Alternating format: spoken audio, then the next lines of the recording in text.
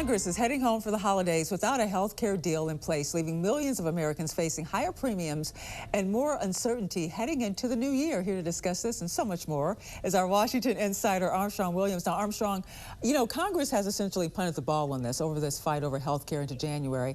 Even as we all know, costs are going to go up for so many Americans here. What do you consider this? Legislative gridlock, deliberate political strategy from either side? What is your read? You know, Angela, I think sometimes we forget that the ACA only impacts 7% of Americans in this country. And I think what Speaker Johnson is trying to deliver through a very difficult process is that he wants health care for everyone to be affordable. I think this is why President Trump is meeting with the top insurance executives today, because we know they're fraudulent. We know they fleece people out of their money. They pay into the system, and then when it comes times for the insurance companies to deliver, they abandon them and find all excuses not to pay them. So I think there's a lot that's going on here. But the bottom line is the ACA expired. Even if we extended it to the millions of Americans, it doesn't solve the health care crisis that all Americans face today. Well, what do you think of some Republicans in some ways kind of breaking ranks with Speaker Johnson on this and the vote, even joining with Democrats for the votes? He tried to does it say anything about his grip on the gravel? Is that in jeopardy, or is this just kind of like the reality when you have this raise? Well, Angela, he made some very devastating miscalculations this year.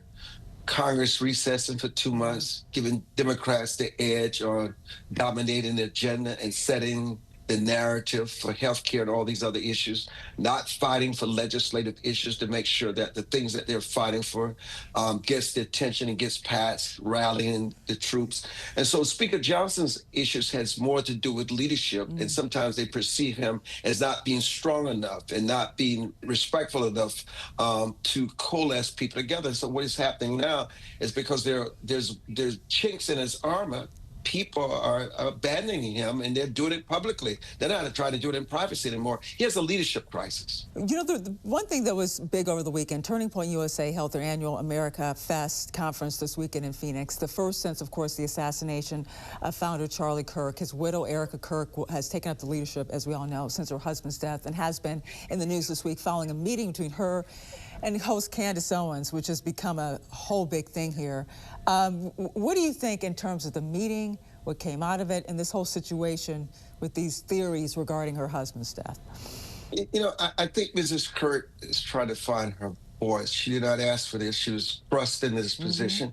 And when you invite at a conference this weekend, Nick Fontes and Candace Owens, Tucker Carlson, Megyn Kelly, and Ben Shapiro, who started out with them backstage condemning their racism and their bigotry.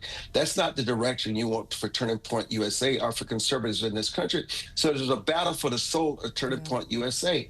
Whom and what will they become? And I think while Candace Owens in her mind may want to believe that she should have a role at Turning Point USA, because in her mind it was something that she and Charlie finally together. I mean, when you run around talking about that the First Lady of France is a man, and you're facing a lawsuit from the president of France himself, I mean, you ask about what are you thinking? I mean, you want to be taken seriously. You know, I have a lot of respect for Candace Owens, what she's been able to do, but I mean, you cannot get in this fringe space and where people are not taking you serious. So Erica Kirk has a lot to contend with right now. And Turning Point USA, Angela's trying to find their identity. I just want to real quick get your thoughts on the whole Kennedy Center thing and renaming it.